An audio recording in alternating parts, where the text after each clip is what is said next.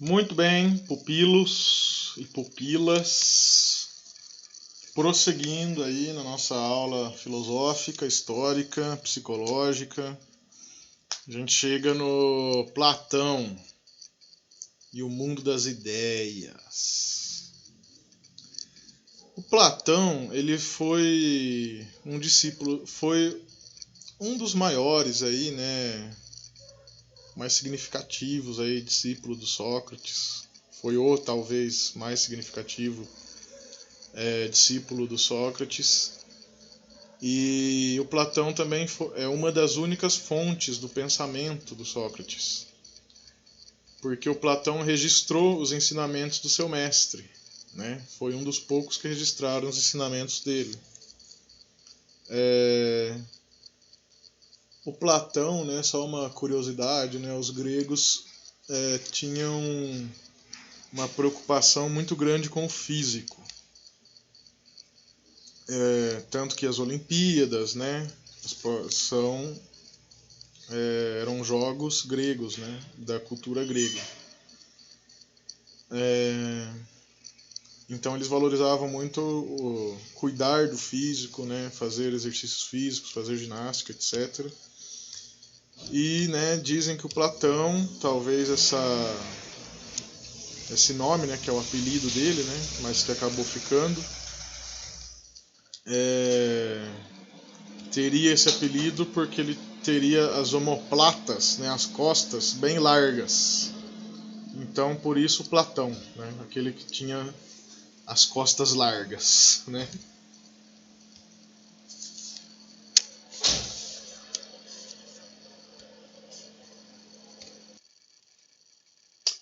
Bom, voltando aqui então, dei uma pausinha rapidinha.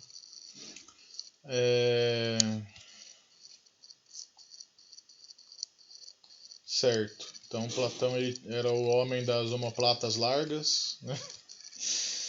E ele escreveu bastante, assim, a obra dele tem vários volumes, né? Tem a República, tem a Apologia do Sócrates, tem o Banquete, que é um livro muito legal, recomendo para quem quiser ler, que fala sobre o amor, do ponto de vista filosófico do Sócrates, né? E tem os diálogos, né? O Platão, ele escreve, não só o Platão, né? Isso acho que é uma característica de alguns filósofos gregos, que eles escreviam os seus ensinamentos através de diálogos. Então, várias pessoas conversando, ou duas pessoas conversando, ou mais, né? No Banquete, por exemplo, são várias, mas pode ser duas apenas, né? E cada pessoa ela representa um ponto de vista, né, nesses diálogos. É bem interessante, assim, quem tem vontade de ler, quem gosta, assim, eu recomendo muito o Platão, assim, ele é bem interessante. Então ele escrevia por diálogos e tem muitas obras dele que são diálogos, né, sobre um determinado assunto. Então tem um diálogo lá sobre a alma, tem um diálogo sobre a justiça, enfim. É assim que ele produziu a obra dele. E nessa obra ele acaba integrando, né, de que forma? Ele critica e comenta os ensinamentos de muitos filósofos pregressos a ele, né, os chamados pré-socráticos, né. Ele junta as ideias de Sócrates também, né, e ele vai criar o seu próprio sistema de ideias, né. E esse sistema de ideias do Platão e o do discípulo dele, né, o Aristóteles, que é o próximo que a gente vai ver, são os dois, tipo assim, as duas colunas do pensamento ocidental. Assim. Até hoje, estamos em 2020, estamos aqui, né, vendo o que pensava o senhor Platão há mais de 2000 anos atrás, né, e o senhor Aristóteles também. Então é isso, ele pegou, fez um apanhado. Isso é meio que a ciência também, né? Ela é assim, a gente faz um apanhado de tudo que existe, né, até hoje, no atual, no presente, e vamos caminhando daqui para frente. E foi isso que o Platão fez. Ele deu um apanhadão assim, né? Conhecia bem a obra de vários pré-socráticos, sofistas também. Ele tem um diálogo que é sobre o Protágoras, se eu não me engano, que é aquele sofista que fala que o homem é a medida de todas as coisas. Então ele fez um apanhadão de todas as teorias, todas não, né, mas de muitos pré-socráticos. Tinha os ensinamentos do próprio mestre dele, né, que foi o Sócrates, e a partir disso ele criou a própria teoria. E qual que é a teoria do Platão, né? Assim, vou falar, claro, que o André Torres coloca no texto e que mais interessa para a gente, que são as questões, né, da psicologia, e isso vai estar expresso no Platão pelas ideias dele sobre a alma. Então a alma, lembra que a psicologia é o estudo da alma, né? Então a alma para o Platão, ela é imortal. E é da alma que vêm os nossos conhecimentos. Que os nossos conhecimentos são reminiscências. Essa concepção de que a alma é imortal e que a gente já vem, vamos dizer assim, no pacote com os nossos conhecimentos, né, com nossas características de personalidade, que tudo já está dentro da gente de alguma forma. Esse tipo de pensamento, ele é um pensamento que vai fundamentar as teorias inatistas da psicologia. O inatismo, ele é justamente isso, né? Vai considerar que tudo que a gente é, ou pode ser, ou enfim, nós já somos, né? Que tudo que a gente pode ser, a gente já está dentro da gente. Nós já carregamos isso de alguma forma. Já nascemos com isso, né? Por isso inapto, né? Já nascemos com isso. Já nascemos com nossos conhecimentos, com as nossas características de personalidade, com a nossa alma. Então isso vai fundamentar as teorias inatistas, né? E por o Platão, então ele vai integrar, de certa forma, segundo o André Torres, né, ele vai integrar, de certa forma, os pensamentos do Heráclito e do Parmênides. Né? Se o Heráclito diz que tudo flui e que a permanência é uma ilusão, porque tudo muda a todo momento, a única coisa permanente é a mudança, né? E o Parmênides diz o contrário, que não, que existem as identidades, as essências das coisas e que a mudança é apenas uma ilusão. O Platão vai resolver esse problema, né, integrando de certa forma esses dois pontos de vista e postulando que então na nossa realidade, né, na nossa existência, a gente convive com dois mundos. Existe um mundo sensível e um mundo suprassensível. Esse mundo suprassensível é o mundo das ideias. O mundo sensível, ele é o mundo inferior e o suprassensível é superior. O mundo sensível, ele corresponde ao corpo.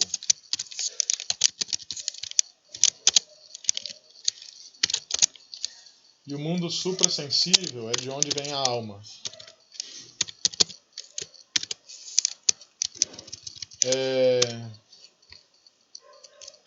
Então, para o Platão, existe uma outra realidade. Então, vamos falar do mundo sensível primeiro. O que é o mundo sensível? É o mundo que a gente acessa com os sentidos. É o mundo ou a realidade que acessamos com os sentidos. Então é o mundo que a gente vê, é o mundo que a gente cheira, é o mundo que a gente pega pelo braço, é o mundo que a gente ouve, de onde vêm os sons. Esse mundo que a gente, a experiência desse mundo, esse mundo que a gente experimenta pelos sentidos, é o mundo sensível. Por isso sensível, porque é o mundo que a gente sente. E esse mundo ele é inferior, é o mundo da matéria, é o mundo que as coisas se deterioram, que as coisas estão em permanente mudança. Ainda que a gente reconheça que exista uma identidade, uma essência nas coisas, esse mundo tá sempre se deteriorando. Né? Por isso ele é inferior. E ele não é um mundo verdadeiro, vamos dizer assim. Ele é um mundo ilusório. Para o Platão.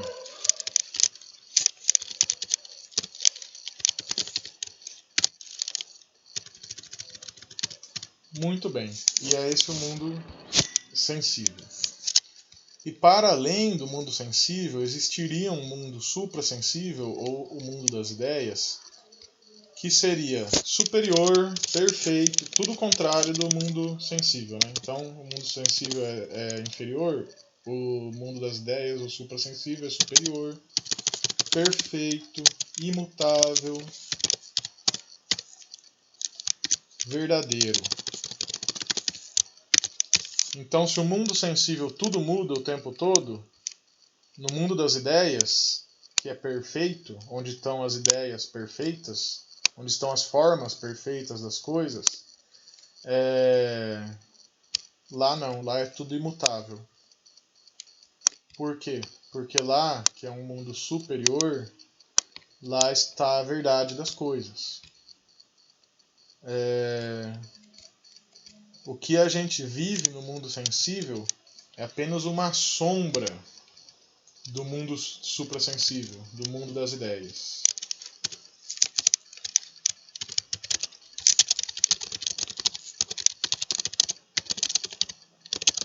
Uma sombra deformada ainda. O mundo das ideias é a fonte da nossa realidade.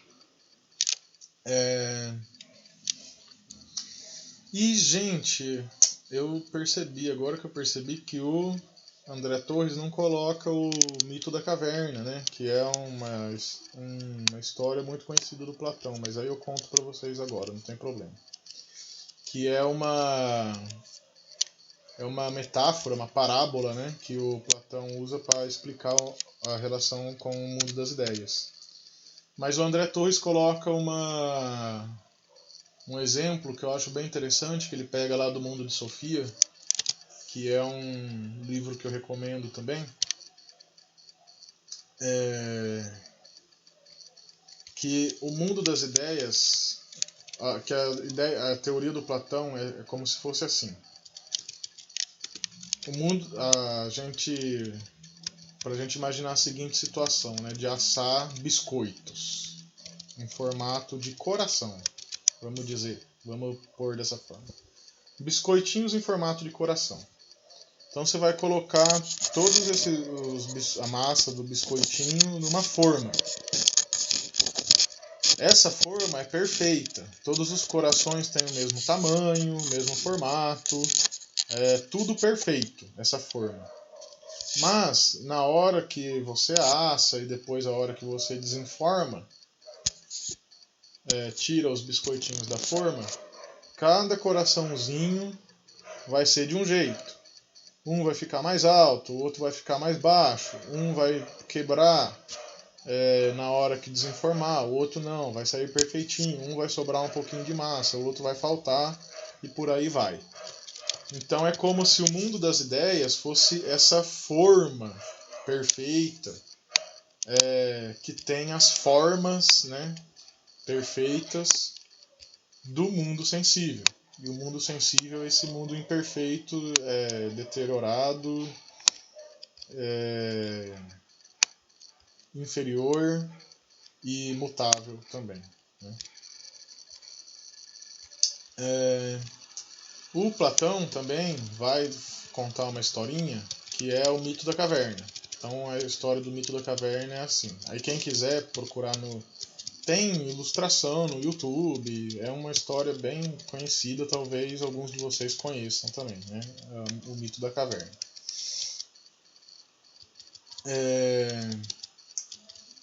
Que existia uma tribo, vamos dizer assim, né? Que as pessoas, uma sociedade, que as pessoas ficavam dentro de uma caverna, amarradas, né, as mãos e os pés amarrados, de costas para a entrada da caverna, e no fundo da caverna, na parede do fundo da caverna, eles viam a luz, né, que entrava na caverna, e viam sombras, formatos, etc., projetado naquela parede. Os habitantes dessa caverna, como desde sempre moraram ali e nunca saíram de lá, acreditavam então que aquilo era a verdade, que aquilo era o mundo e que aquilo era a realidade, né? Que aquelas sombras que estavam projetadas na parede da caverna eram a vida real, né? Porque era só aquilo que eles conheciam, era só aquilo que eles tinham acesso pelos sentidos. Aí o Platão fala assim que um desses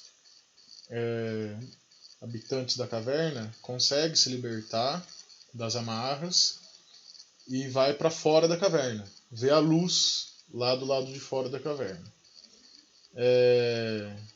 Esse que vê a realidade verdadeira, né, seria o filósofo, né, segundo Platão. E só ele conheceria a verdade, e esse lugar fora da caverna é que seria o mundo das ideias, que é de lá que viriam as sombras, né, e também a luz, que eram as formas, enfim, que eram projetadas na parede da caverna. E aí esse filósofo, né, esse habitante da caverna, volta para os seus moradores da caverna, trazendo a verdade, né? Afinal de contas, eles estavam vivendo na ilusão. Só que as pessoas estavam tão acostumadas com a ilusão que ninguém acredita no filósofo e, no final das contas, os matam, né? As pessoas acabam matando esse habitante que escapou e voltou para trazer a luz, né? Qualquer semelhança com a realidade não é mera coincidência. Esse filósofo aí que o Platão coloca, né, como sendo a pessoa que escapou da caverna e viu a luz e voltou para iluminar a população e acabou sendo morto por ela, o Platão diz que é o Sócrates, né? Porque foi isso que ele fez. Ele levava o conhecimento para as pessoas e as pessoas acabaram condenando-o à morte, né? Então, é isso. Gente, o que é importante do Platão é guardar essas coisas. Que ele tinha uma concepção da alma imortal, que é o fundamento das teorias inatistas da psicologia. Que tudo que a gente procede da alma, já vem com a gente no pacote, vamos dizer assim, de fábrica, né? Item de série. E que seriam as reminiscências. E que o Platão separa a realidade em dois mundos, né? O mundo sensível e o mundo suprassensível, o mundo das ideias. Isso é importante guardar, certo? Por isso que eu contei essas historinhas, para ilustrar a ideia do mundo das ideias. Se não ficou claro também, por favor, perguntem aí nos comentários, a gente tenta explicar de alguma outra forma, eu vejo como a gente faz.